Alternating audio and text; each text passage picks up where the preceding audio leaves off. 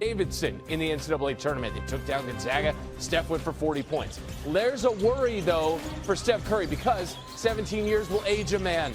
It will. Down one are these Warriors against the Raptors out there in the Bay Area. He makes a free throw, so we got ready. I was drinking. Caught the end one, but he gets hit hard, and something did not go well on that fall. So you can see it. Draymond Green said he hit the ground hard. You could hear it. It was crazy. It's being called a pelvic contusion. So he's done after 25 minutes, 17 points. We'll hear from Steve Kerr in just a moment. Bye, buddy. There's Buddy Hield, a three, his only bucket, but it was strong to quite strong. And speaking of only buckets, as we're here in the fourth quarter with the Warriors trailing by one, Kevon Looney. We're going quality over quantity. Warriors are up by one. Brandon Pajemski is there. Gem from the town, a bit of a problem. Brandon Pajemski, not a big deal. Insane ending to that movie. That's horrendous ending. 15 points for Pajemski. Jonathan Kuminga had 16. There were 6 15-point Warrior scorers. That's just the second time in the last 30 years that's happened. Jimmy Butler, a massive block when they had to have it. Blocks Jamal Shed. Get off the shed! Warriors win. Steve Kerr on Steph. Getting an MRI right now. I just kind of fell pelvic, tailbone area. So he was trying to come back. He thought he might be able to come back, and we just decided not to risk anything. And so hopefully it's not bad, but he's getting imaging right now. Hopefully not bad is no lie. There's lilac in the shirt, though. There is. Steve Kerr. The concern for Steph, listen, are the Warriors now better equipped to weather a Curry absence? Because since he got Jimmy Butler on February the 8th, since he made his debut, Golden State 16-2 when he plays. They've outscored teams by 60 points when Curry is not on the floor. Before the trade, they were minus 90 in those minutes this season. We have much more on Curry's injury throughout. Only a half game ahead of the Los Angeles Lakers. Why does that matter? Do y'all know this year the Golden State Warriors, for all their success, particularly since Jimmy Butler's arrived, they only lost one game since he's arrived. I think they're 19-3 since the trading deadline. They've only lost one game with him in the lineup. Do y'all realize that the Golden State Warriors are 0-3 against the Clippers, 0-3 against the Lakers, and 0-2 against the Denver Nuggets? Now, for some inexplicable reason, they've beaten Oklahoma City a couple of times. They've beaten the Houston Rockets, okay? They've beaten the Memphis Grizzlies. So I'm looking at that and I'm saying, damn, this is kind of strange. But just some numbers that I wanted to make sure that I threw out because I want everybody to be aware of what's going on, okay? If you look at Steph Curry, Golden State is 7-3 this season in games without Steph Curry. They won last night without him in the fourth quarter, basically the last 15 minutes of the game. They've got about a 6-game road trip coming up. Atlanta, Miami, New Orleans, San Antonio, Memphis, and Los Angeles. I've got them beating Miami and New Orleans, which are both a mess right now. Golden State could lose to Atlanta, but they could beat them. They could lose to San Antonio, they could beat them. Memphis and LA, I don't know about that.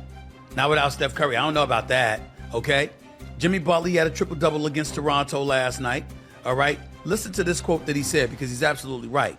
We can't afford to turn the ball over, Butler said. We can't afford to foul because we don't have the one individual who can automatically get us back into the game. He's absolutely right. Since the trading deadline, I said 19-3. They're actually 16-3 since the trade deadline, which is the second best record in the NBA behind OKC. Since Jimmy Butler made his debut, the Warriors ranked 5th in the league in offensive efficiency and 2nd in defensive efficiency. I'm just looking at them right now, and this is their record. They're 2-1 against the Thunder this year, 3-1 against the Rockets, 0-2 against the Nuggets, 0-3 against the Lakers, 0-3 against the Clippers, 2-1 versus the Grizzlies, 3-1 versus the Timberwolves. So they've got victories over the Thunder, the Rockets, the Grizzlies, and the Timberwolves. But for some reason, both LA teams and the Denver Nuggets have been their kryptonite this year. You need Steph Curry. Because the reality is the way Luka Doncic is looking right now, who's going to pick Golden State to beat the Lakers?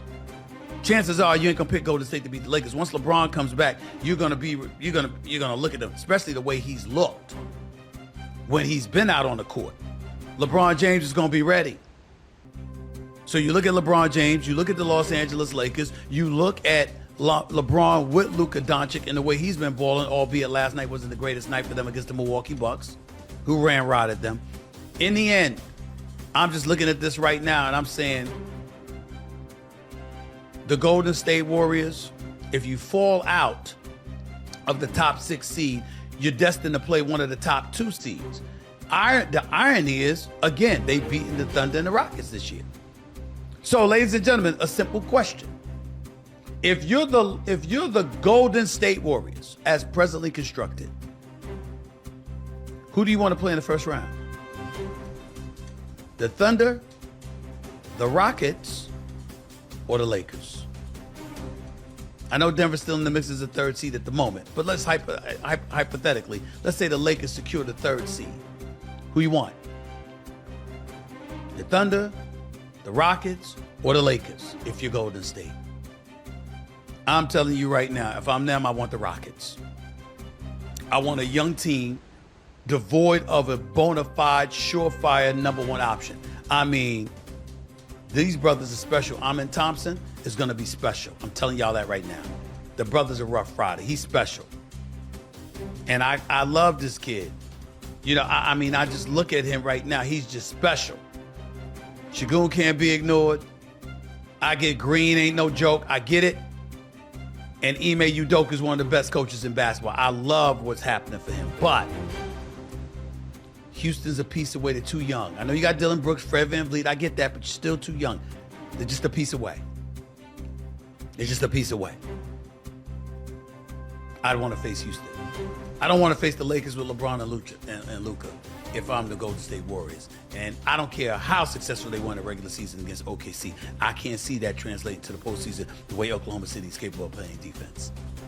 Now let me get to Bronny James, because y'all know this was a subject I was going to have to tackle in light of all the news I've been involved in him over the last couple of weeks.